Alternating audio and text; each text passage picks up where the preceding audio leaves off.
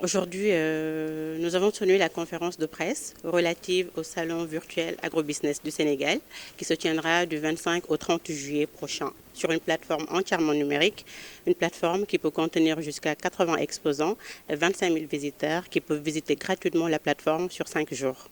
Aujourd'hui, le salon virtuel vient à son heure.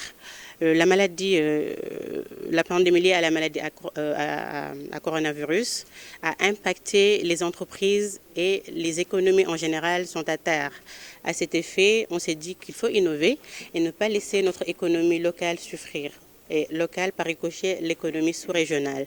Donc le salon virtuel a des avantages parce qu'aujourd'hui, quelle que soit ta situation géographique, tu peux être en interaction avec des entreprises de la sous-région, avec des entreprises au niveau international, avec des entreprises au niveau même planétaire.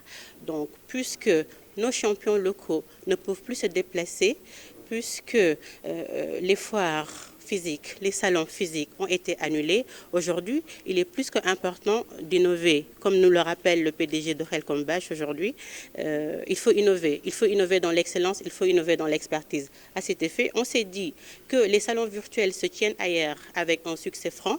Aujourd'hui, quand même, il est plus qu'évident d'essayer de rapporter ces succès francs au niveau local, d'où le prétexte de l'organisation de ce salon virtuel. Je pense que c'est une grande initiative, une très bonne initiative dans le contexte actuel. Parce que comme on l'a rappelé, le contexte actuel fait que la plupart des entreprises sont à l'arrêt. Certaines entreprises qui ont des opportunités tournent au ralenti. Et c'est une occasion pour ces jeunes entrepreneurs que nous finançons dans le cadre du programme de promotion de l'entrepreneuriat des jeunes. C'est une occasion pour ces jeunes entrepreneurs de se retrouver, d'échanger avec les autres, de voir un peu dans le cadre du partage d'expérience quelles sont les opportunités qui peuvent s'offrir aujourd'hui à ces jeunes pour pouvoir continuer de travailler encore et de mener à bien les activités que ces jeunes ont l'habitude de mener en temps réel et en temps où nous n'avons pas cette pandémie. Donc c'est une opportunité qui s'ouvre non seulement à ces jeunes, mais à nous également, de faire valoir ce programme de promotion de l'entrepreneuriat des jeunes. Si vous avez bien suivi la présentation de la plateforme, nous voulons quand même qu'il n'y ait pas de bug informatique. Nous voulons que le transfert soit fluide. Puisque nous voulons de l'excellence, nous ne voulons pas aujourd'hui mettre le Sénégal sur une vitrine et que les entreprises partenaires de la sous-région viennent nous dire non, votre plateforme bug ou bien votre plateforme ne marche pas comme il faut. C'est-à-dire aujourd'hui, c'est un pilote.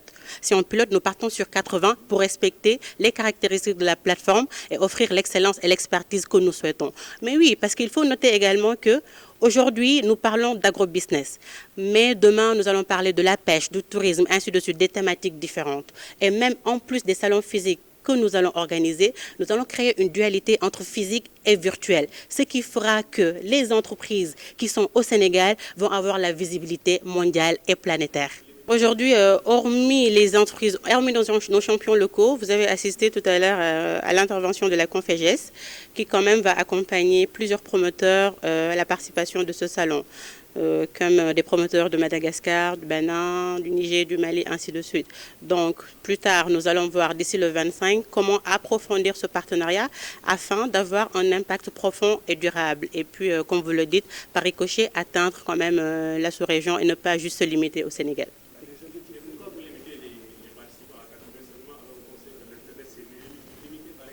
Oui, c'est-à-dire, excellente question. Nous ne les limitons pas à 80, mais si vous avez bien suivi la présentation de la plateforme, nous voulons quand même qu'il n'y ait pas de bug informatique. Nous voulons que le transfert soit fluide. Puisque nous voulons de l'excellence, nous ne voulons pas aujourd'hui mettre le Sénégal sur une vitrine et que les entreprises partenaires de la sous-région viennent nous dire non, votre plateforme bug ou bien votre plateforme ne marche pas comme il faut. C'est-à-dire aujourd'hui, c'est un pilote. Si on pilote, nous partons sur 80 pour respecter les caractéristiques de la plateforme et offrir l'excellence et l'expertise que nous souhaitons. Mais oui, parce qu'il faut noter également que aujourd'hui, nous parlons d'agrobusiness, mais demain, nous allons parler de la pêche, du tourisme, ainsi de suite, des thématiques différentes. Et même en plus des salons physiques que nous allons organiser, nous allons créer une dualité entre physique et virtuel, ce qui fera que les entreprises qui sont au Sénégal vont avoir la visibilité mondiale et planétaire. Oui, non, non, ce n'est pas une limite, c'est toujours dans l'optique du fonctionnement de la plateforme. Nous voulons que ça soit fluide. Nous ne faisons pas du business pour faire du business, nous faisons du business pour avoir de l'impact, pour que les participants qui viendront aient le temps d'assister aux ateliers tranquillement, sans coupure, aient le temps d'être en contact ou bien en interaction avec les experts sans coupure. C'est pour ça qu'on a limité. Encore une fois de plus, la réaction des visiteurs, la réaction des entrepreneurs nous permettra d'avoir une meilleure vision sur la capacité de la plateforme qu'on utilisera pour le prochain salon. Des effectifs fixés ou bien pour ce salon? Pardon? Des effectifs fixés pour ce salon? Oui, alors si nous arrivons aujourd'hui à créer cette interaction entre le local, la sous-région et l'international, déjà les objectifs seront atteints. Aujourd'hui, l'objectif principal, c'est de permettre à nos champions, encore une fois de plus, de sortir la tête hors de l'eau, de respirer un tout petit peu, parce que cette maladie aujourd'hui gangrène et continue d'engrainer l'économie. L'objectif, c'est peut-être de mettre en relation un entrepreneur qui est dans l'agrobusiness avec un fournisseur de packaging qui est au Japon, en Chine, en Espagne. Alors,